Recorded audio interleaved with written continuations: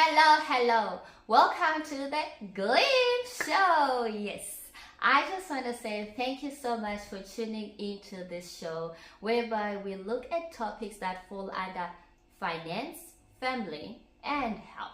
My name is Fadzai, and I am your host. Today, we are looking at another topic that falls under finance, which is superannuation, what to check for.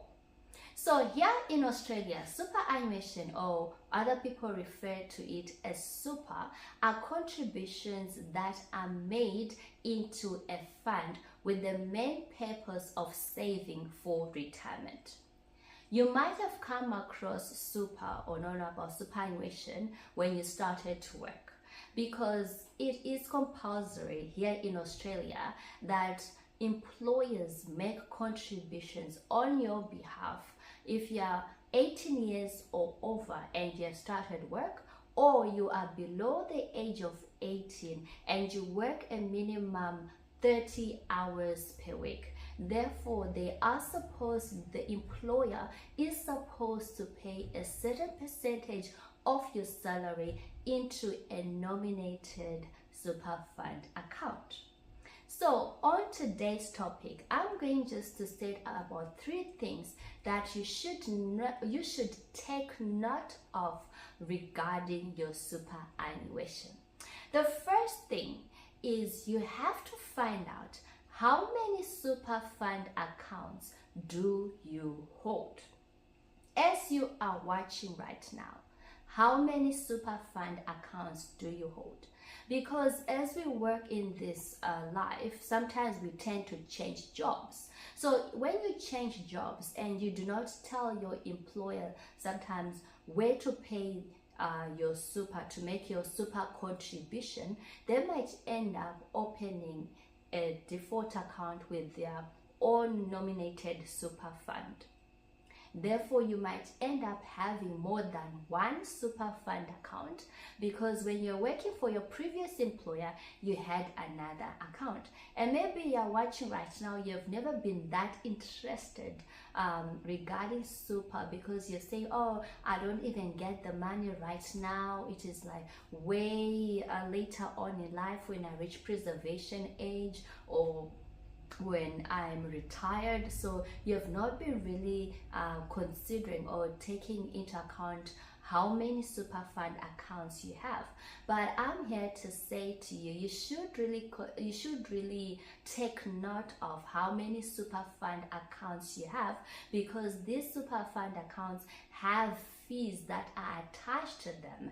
And just imagine if with each you've got more than one super fund and they both have insurances attached to it, what about the premiums that are being deducted through that super fund account? And when it comes to time of your preservation age, or the time that you retire, and then now you want to take out your super, and then you find that your super has been eroded over all these years with premiums, and maybe you've just been saying, yes, I am just keeping this insurance premiums, but then you have more than one super fund. So the first thing to note of is how many super fund accounts do you hold? What is the main reason that you are holding more than one super fund? Because as you're watching, you might say, Fadzai, well, I have insurances with another fund, and then the other fund does not have insurance. If I roll out my super from the fund that has insurance, I might end up losing insurance with a super fund account. So that might be a reason maybe you are having more than one super fund account. But I am saying to you, there are fees attached to it. You should investigate whether you have more than one super fund account, and investigate the reason behind you having more than one super fund account. Were you advised to do that? Or is that something that just happened without your knowledge? Or is that something that you were in terms with, or there is a reason behind it? And sometimes as well, depending whom you work for, some companies have their own corporate super fund accounts, and those funds, they do have some benefits that are attached to it. So one might end up having more than one super fund, because in the course of changing jobs, you have joined an employer with a corporate super fund which has attached benefits, and then you have a previous super fund from your other employment which you cannot roll into the other corporate super fund, depending on the terms and conditions that surround that fund account, if I should say. So number one, check on how many super fund accounts that you currently hold, and you can check for this as well through the ATO online services, through linking your MyGov account. But do not do anything like rolling over and everything before investigating the reasons behind why you are holding more than one super fund account. Number two, as you might have heard when I said super fund accounts have fees attached to them. So every year there are annual statements that are issued by these various super fund accounts. Wherever your super is with, the provider who your super is with, they issue out yearly annual statements. I'm pretty sure you would have received them in if you check online and you log in, you go to your correspondence, and then you can view your annual statements, or maybe the email, whatever way they send it through. Maybe they send it via post, if that is the preferred method of communication that you chose. You are supposed to actually take time and go through those annual statements so that you take note of the fees that are attached to them, because they are what we call administration fees. The super funds will have administration fees. Some might have membership fees. They have different types of fees. So you are supposed to take time and read your annual statements to ensure that your super is not being eroded with the so-called attached fees that are associated with that fund. Are they reasonable? Because we are saying there might be other cost-effective super funds that are out there as compared to your current super fund account that you hold. So that's why it is important for you to take note of the fees that are attached to your super fund, so that you can compare with other funds that are out there. Are they reasonably priced? Are they more expensive as compared to other funds in the industry? What is the reasoning behind these fees? And you are supposed as well to read, yes, that product disclosure statement, which refers to your super fund, because in that product disclosure statement they will break down the fees that are attached as well to your super fund. So check out the fees that you pay annually regarding your super fund, and check if you've got an advisor. Check the fees that you're paying for your advisor fees. Are they coming from super? Which method are you paying for your advisor fees? The insurance premiums that are coming out, all other costs that are there.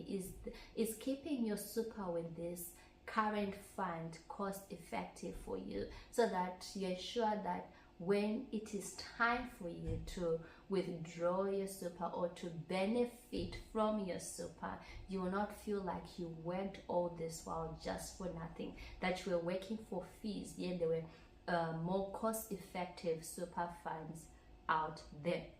So number one, I said check how many super fund accounts do you hold.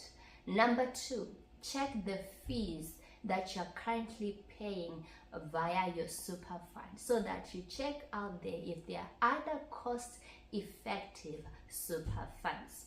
The third point that I'm going to raise in today's video is for you to check how your super is invested. Maybe when you started off, you were not so aware of all the investment.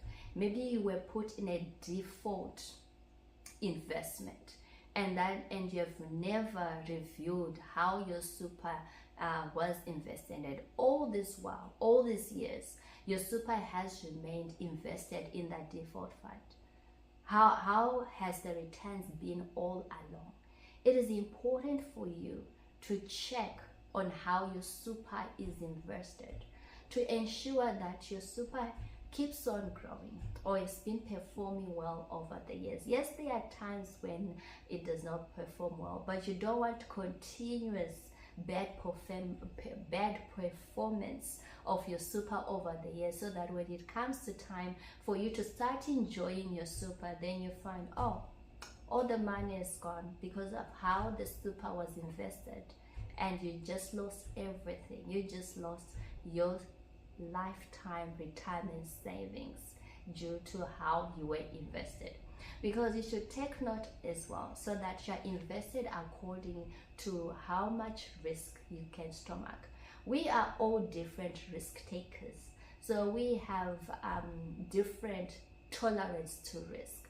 Some people are high risk takers. You know, sometimes with high risk comes high returns, but as well, when it doesn't do so well, the downfall is so heavy as well. Whilst others are so conservative when it comes to risk, and when you're conservative as well, the returns might be minimum. So it all depends on what sort of a risk taker you are. So you should sit down and think, what sort of a risk taker am I? And you should know that super is a long-term investment vehicle. So it's not something that, oh, it's just now. It is going to be changing over time. And you know, markets go up, markets go down, different things changes. Even the legislations change according to, you know, sometimes they change the amount the employer can contribute into your super.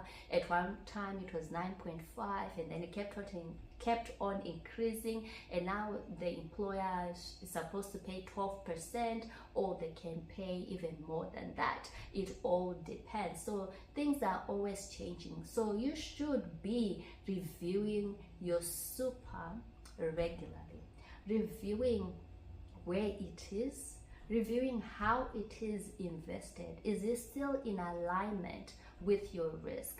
Are you taking into account what is going on in the markets? What is the 3-year market plan? How are the markets, the market outlook? How is it looking like? So I would say it is for you, if you are someone who is so well knowledgeable in the markets and everything, maybe you do this yourself in research. If not, then it is advisable for you possibly consider meeting a financial advisor, and then they go through your risk profile, they go through what you're aiming to achieve for your retirement, they go through how your super is invested, and they help you plan on how best to invest your super.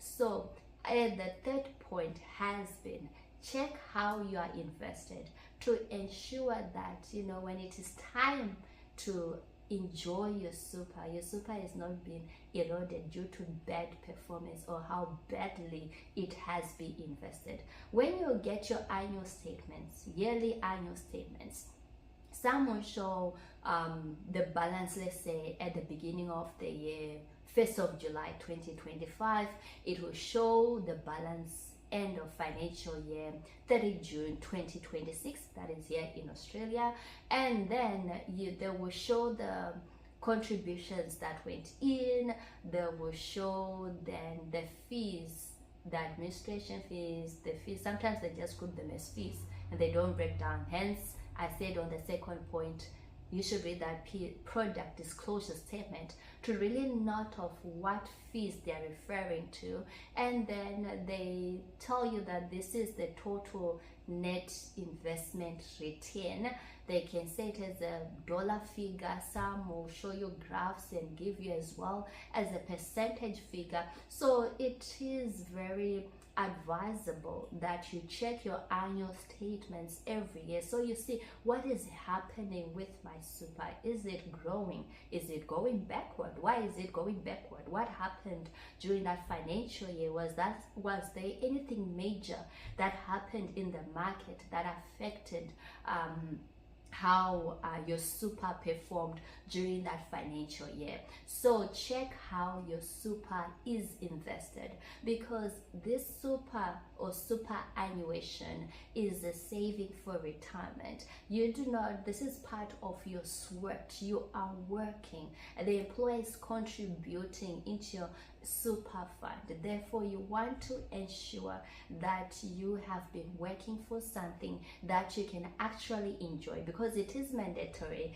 and this super, you can only access it when you reach preservation age, or there are certain conditions of release which will not really cover in this video, because today I came just to give you these 3 points to take note of regarding your superannuation. So I hope into today's video you just learned a bit about super, and you go and check on your from now on, you check your annual statements, you check how much super funds you have, you check on the fees, you check on how you are invested, what sort of a risk taker are you, what are you aiming to achieve for your retirement, what sort of balance would be nice to have, and considering the markets and everything. Share with your family and friends. Until next time, it is bye for now.